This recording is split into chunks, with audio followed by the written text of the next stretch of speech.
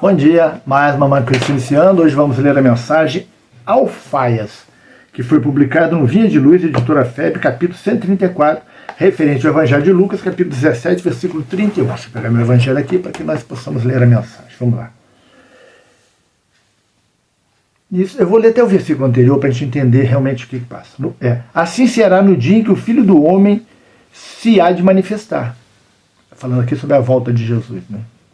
Naquele dia, quem estiver no telhado, tendo seus utensílios em casa, não desça a tomá-los. E da mesma sorte, o que estiver no campo, não volte para trás. Então, isso aqui é que a gente chama do discurso, né, escatológico, discurso do final do tempo de Jesus. Então vamos lá. Alfaias. A palavra do mestre não deixa margem a hesitações. Naturalmente, todo aprendiz vive na organização que lhe é própria, cada qual permanece em casa, isto é, na criação individual ou no campo de testemunho que o Senhor o conduziu. Geralmente, porém, jamais está sozinho. Reduzido ou extenso, há sempre um séquito de afeições a acompanhá-lo. Muita vez, contudo, a companheira, o pai e o filho não conseguem mover-se além das zonas inferiores de compreensão. Quando o discípulo, pelos nobres esforços despendidos, se equilibra, vitorioso na parte mais alta do entendimento. Chegados a semelhante situação, muitos trabalhadores aplicados experimentam dificuldades de vulto. Não sabem separar as alfaias de adorno dos vasos essenciais, as frivolidades dos deveres justos, e sofrem dolorosos abalos no coração. Indispensável se precatem contra esse perigo comum. Cumpra-se a obrigação sagrada, atenda-se, antes de tudo, ao programa da vontade divina.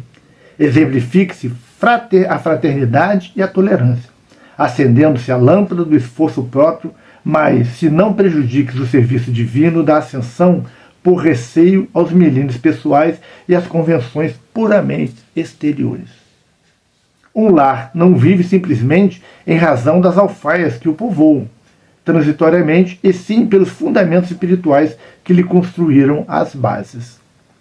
Um homem não será superior porque satisfaça a opinião passageira, mas sim porque sabe cumprir em tudo os desígnios de Deus. Muito interessante, né? Essa passagem que Jesus fala, né, a gente pode ter algumas visões diferentes dela, né? Uma delas é essa do final dos tempos, que quando nós temos que estar preparados e não voltar atrás, é seguir em frente. Se você está no telhado, que ele diz, não vá dentro de casa buscar teus utensílios. No momento da vinda do Cristo, que ele diz. Se você está no campo, não volte. Siga em frente. E também pelo campo da nossa evolução, no que diz respeito, muitas vezes, até aos nossos afazeres familiares, no nosso lidar com aqueles que nos cercam, as pessoas das nossas vidas, das nossas famílias.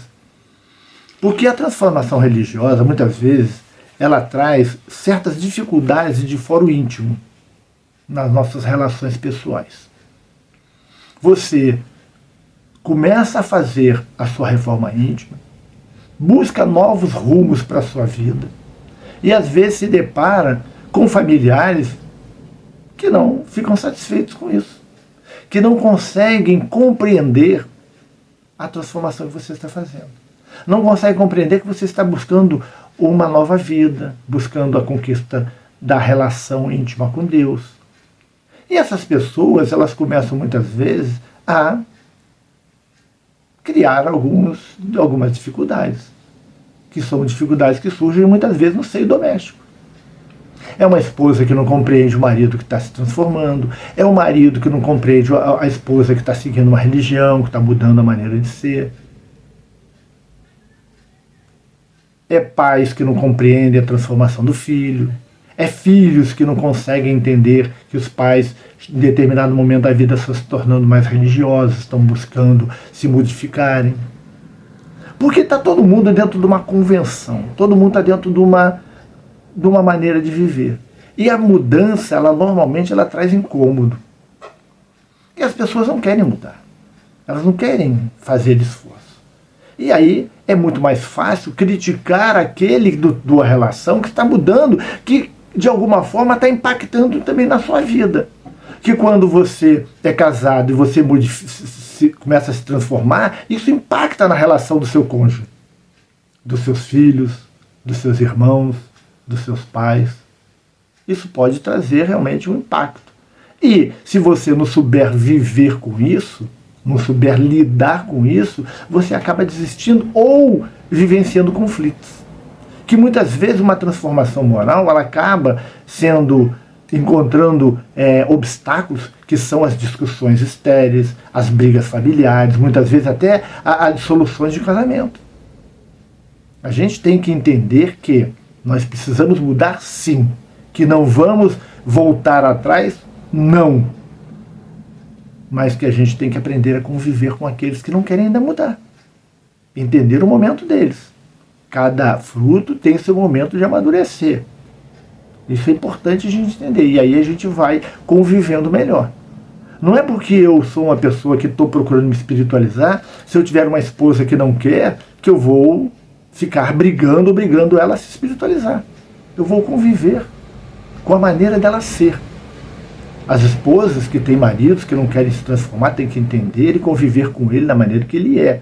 Não adianta nós queremos mudar o outro. Mudemos a nós mesmos, transformemos as nossas vidas. E não voltemos atrás por causa de dificuldades, de obstáculos. Não vamos voltar atrás. Vamos modelar a nossa vida para que a gente consiga conviver com o outro. É um direito do outro não se modificar agora. Infelizmente, nós gostaríamos que eles se modificassem junto com a gente, quando nós estamos em processo de modificação. Mas se não é o caso, convivamos. Sejamos exemplo. Sejamos melhores dentro da nossa casa, no convívio com os nossos filhos, no convívio com as nossas esposas, com os maridos, com o pai, com a mãe, com irmãos. No convívio nos nossos trabalhos. Tem pessoas que ficam, porque se modificaram, ficam infernizando a vida do outro, querendo que o outro se modifique. E não conseguem nada de positivo, porque o outro começa a ter maior aversão ainda à religião. Não é isso que nós queremos, não é isso que o Cristo prega, gente. Cada um no seu momento. Não vamos voltar atrás. Porque tem gente que começa, eu já vi muitos casos, gente que começa o processo de transformação, encontra obstáculos e regride, volta atrás. Comete um erro gravíssimo de desistir, de voltar atrás. E a gente não pode fazer mais isso. Sigamos em frente, vamos tocando a vida. Se tem dificuldades, vamos conviver com as dificuldades. Se temos uma esposa complicada, convivemos com ela. Temos um marido complicado, vamos conviver. Vamos exemplificar o Evangelho de Jesus nas nossas atitudes, dentro dos nossos lares, no contato com os nossos semelhantes, no contato com os nossos amigos, com os nossos pares no trabalho. Isso é mais importante. A gente transforma mais as pessoas pelo exemplo do que forçando a barra para que elas se transformem. Pessoas ficam no teu ouvido, você tem que aceitar Jesus, você tem que mudar, você tem que ir para a igreja, você tem que... Gente, e nós não podemos ser assim. Nós temos que propagar a nossa religião através das nossas atitudes, da nossa modificação, da nossa maneira de ser. E não através da imposição. Já houve época em que pegava-se um civícola, um índio, um negro, e obrigavam eles a seguir a religião cristã. E aí aconteceu o sincretismo, que eles botavam os santos e cultuavam a religião afro deles, que é um direito deles. E é isso que nós queremos, que as pessoas nos enganem, fingindo que estão seguindo a nossa religião, quando na verdade não vão estar seguindo. É isso? Não é, não pode ser, né? Então, sigamos em frente, acreditemos em Jesus e façamos a nossa modificação, mas vamos lidar bem com o outro, aceitando o outro como ele é. Então, vamos fazer a nossa prece para que possamos encerrar o Manhã com Cristo de hoje. Pai nosso que estais nos céus, santificado seja o vosso nome. Venha a nós o vosso reino. Seja feita a vossa vontade, assim na terra como nos céus. O pão nosso de cada dia nos dai hoje. Perdoai as nossas ofensas, assim como nós perdoamos a quem nos tem ofendido. Não nos deixeis cair em tentação, mas livrai-nos do mal. Amém. Então, querido amigo, querida amiga, agradecemos a presença de todos e E lembrando que todos os dias, às 7 horas da manhã, vai ao ar o nosso Manhã com Cristo. Então, que Jesus nos abençoe e que Ele esteja conosco hoje e sempre. Até amanhã, se Deus quiser.